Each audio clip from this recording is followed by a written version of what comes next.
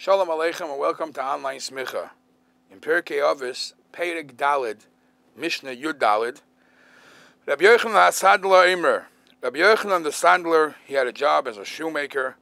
He used to say, Kol Knessia Shehi L'Shem Shamayim. Any gathering that is for the sake of heaven, Soifa Lehiskayim, will last forever. V'she'ena L'Shem Shamayim. But if the gathering is not for the sake of heaven, Ein Soifa Lehiskayim, it will not last forever. This is perhaps a very good mucker for the concept that we as Chassidim have when from time to time we get together to do a Farbrengen. The Rebbe is medayik from this Mishnah. It does not say Kol Knessia Shehi L'Shem Mitzvah, Shehi Mitzvah. Obviously, when people get together to do a mitzvah, it's a mitzvah you're performing. If you're learning together, you're davening together, it's a knessia for mitzvah. Even if you could daven on your own, if you go to shul to do beroiv am, or you do learn with rabbim, it's part of the mitzvah. It enhances the mitzvah. But that's not only what the Mishnah is saying. The Mishnah is saying, Kol knessia shehi l'shem shamayim. L'shem shamayim is right now, it looks like there's herring on the table. It looks like there's mashke. It looks like they're just hanging out and singing songs. But it's a gathering that it's l'shem shamayim, to increase your motivation, your enthusiasm, your chayis, your spirit for future, for mitzvahs. You need this to keep you going. If it's a knessia l'shem shamayim, soifa lehiskayim, it will last.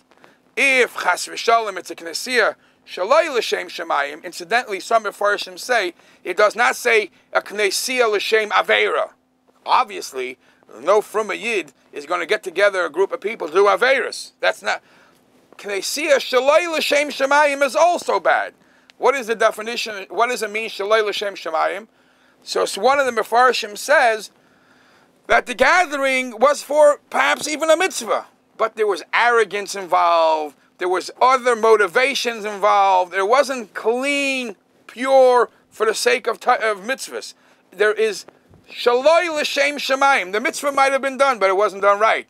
Even that ain't soifa l'skayim. So the get-together, that people get together to enhance, to farbrengen, that it should elevate and arouse within each one of us, shem shamayim, is a knessia shesoifa l'skayim. The Lashon of Mishnah, Soifa Lehiskayim, is also questioned by many Mefarshim. It should have said, Kol Knessia Shehi L'Shem Shamayim Miskayemes. What does it mean, Soifa Lehiskayim? So the Mefarshim say, even when you learn, and there's a Rav, a Talmud, Chavrusis, there's Pilpul at Talmidim. I'm not expected to accept everything my Chaver tells me that is the right shot. Fakert. I have to have Pilpul at Talmidim. I have to Shomeya u'Meisiv, Shoyol u'Meishiv. There's a dispute. There's a possible fight. The Gemara in Kedushin refers this as a war. Refers to this as a war. And as when people don't have wars with their best friends, it looks like an act of a war of enemies. But at the end of the day, when you're learning, it's just that's the way how learning gets done. Learning in Torah. But Soifa L'Skayim. At the end of the day, we all know we're doing this together to increase in our avodas Hashem, to increase our knowledge of Torah. There is one place where the Frierdiker Rebbe writes that a Farbrengen is like glue. Yes, every mitzvah builds another brick, puts another brick on the base of Mikdash, but you pile up brick upon brick, layers of bricks, they fall. You need a mortar, the cement in between that makes the glue, makes the bricks stick. So mitzvah upon mitzvah is very fascinating, very important, very great. You need the bricks. But for the bricks to stand, for the bricks to make up a wall, a strong wall, you need the farbrengen that makes everything stick. Now, the Gemara in Sanhedrin says, a very interesting Gemara. It's actually a Mishnah.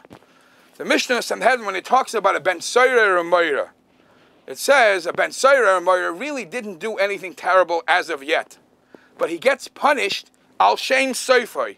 We're doing preventive medicine. We know that, God forbid, this person, if he's let loose, he's going to do terrible things. so we punish him now. So the Mishnah says, Shemisasan shel Rishoyim, killing a Russia, hana lahem v'hana la'olam. There's a benefit for the Russia, and there's a benefit we got rid of a Russia. It's a benefit for the whole world. Let tzaddikim, if a tzaddik gets hurt, it's not only harmful for the tzaddik, not good for the tzaddik, it's bad for everybody around him. Then the Mishnah says, yayin v'sheina, to sleep and to drink a lot of wine, l'rishayim, for Russia, perfect. You know why it's perfect? Let him fall asleep. Let him get drunk. 10 minutes less of his nonsense. And not only it's good for him, it's hanal oilam. The world benefits when he shuts down. But l'tzadikim, for a tzaddik to sleep extra, a tzaddik to get drunk, ra lahem v'ra lo'ilam. Pizur l'rishayim. When Rishayim split up, they don't gather together to contemplate and to discuss matters of what Rishayim discuss. Hana lahem v'hana lo'ilam. That's good for them. It's good for the world. It's good for the world because they're not getting together, putting together issues that are harmful for all of us. But tzaddikim, when tzaddikim are spread around, they don't get together, that's bad. Ra lahem v'ra lo'ilam. Kinus, the knessia, the gathering, the public gatherings, the Farbrengens, la rishayim, ra lahem v'ra lo'ilam.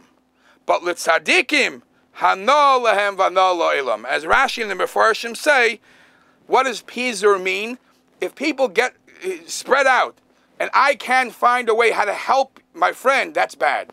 If we get together and each is helping his friend, that is hana lahem, hana lo'ilam.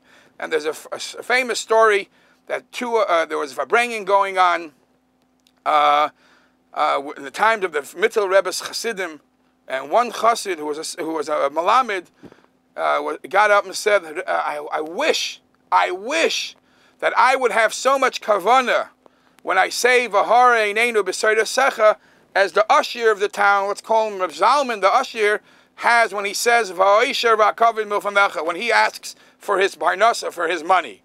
I should have as much kavanah for my Torah study as he has kavanah when he asks for his money. An indirect connection. The chassid, all he wanted to have kavanah in his davening. But when he said that statement so sincerely, the usher went running to the Mittel Rebbe and says, please, let me do tshuva. I realize that I'm too vergrept.